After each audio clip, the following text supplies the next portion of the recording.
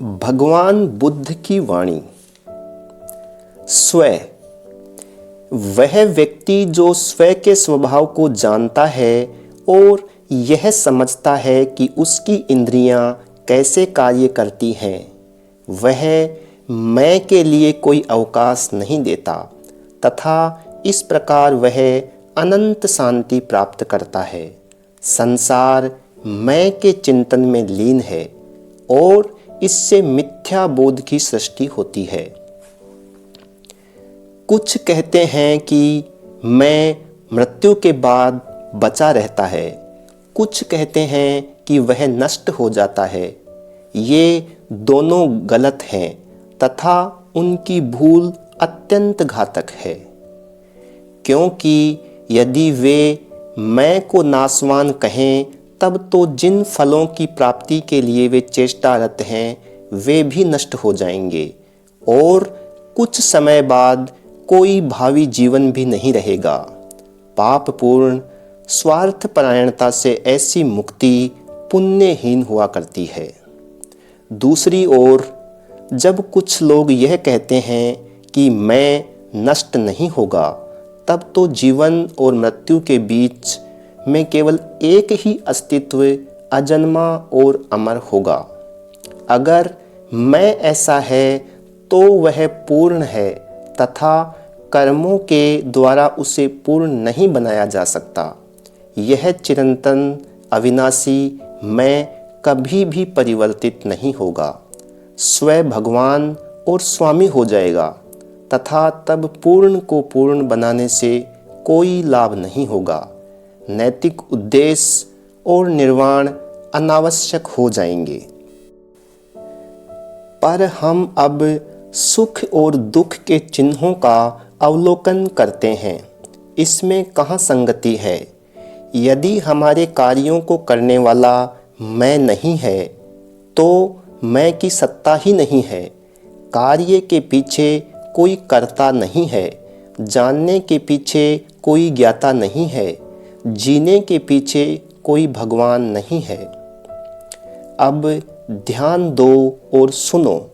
इंद्रियां विषयों से मिलती है और उनके संपर्क से संवेदना का जन्म होता है, उससे स्मृति पैदा होती है। अतः जैसे आतशी शीशे के माध्यम से सूर्य की शक्ति अग्नि के रूप में प्रकट होती है, वैसे ही इंद्रिय और विषय से उत्पन्न ज्ञान से उस विधाता का जन्म होता है जिसे तुम स्व कहते हो। अंकुर बीज से उत्पन्न होता है, बीज अंकुर नहीं है। दोनों एक और समान नहीं है, फिर भी वे भिन्न भी नहीं है। इस प्रकार प्राणी जीवन का जन्म होता है। तुम जो मैं के दास हो, जो प्रातःकाल से रात्रि पर्यंत स्व की सेवा में खटते रहते हो, जो जन्म, वार्धक्य, रुग्णता और मृत्यु के निरंतर भय में जीवन यापन करते हो, यह सुसमाचार सुनो कि तुम्हारे क्रूर स्वामी का कोई अस्तित्व नहीं है। स्व एक त्रुटि, एक भ्रांति और एक स्वप्न है। अपनी आंखें खोलो और जागो।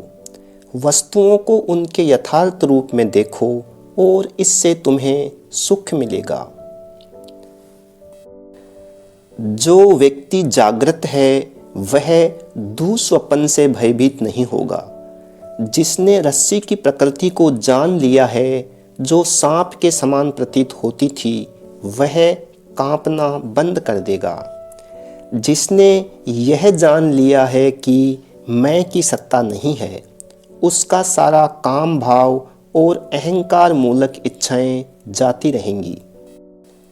पूर्व जन्मों से प्राप्त वस्तुओं से लगाव, लोलुपता और इंद्रिया शक्ति दुख के तथा संसार की असारता के कारण है। अपनी स्वार्थपरायणता की जकड़ने वाली प्रवृत्ति का समर्पण कर दो और तब तुम्हें मन की उस पाप रहित शांत स्थिति की उपलब्धि होगी जिसमें पूर्ण प्रशांति, कल्याण और विवेक विद्यमान है।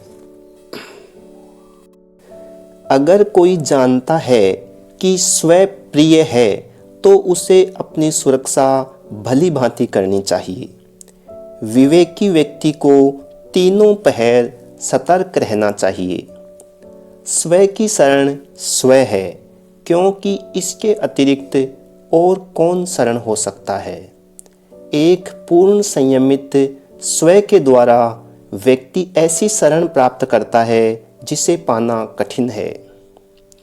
स्वयं के द्वारा ही बुराई की जाती है, वह स्वयं जात तथा स्वयं हेतु है। बुराई सारे संसार को कठोर हीरे के समान पीसती है। स्वयं के द्वारा ही बुराई की जाती है, स्वयं के द्वारा ही कोई भ्रष्ट होता है, स्वयं के द्वारा ही बुराइयों से बचा जाता है, स्वयं के द्वारा ही व्यक्ति पवित्र होता है। स्वयं पर ही पवित्रता और अपवित्रता निर्भर है। कोई दूसरे को पवित्र नहीं कर सकता।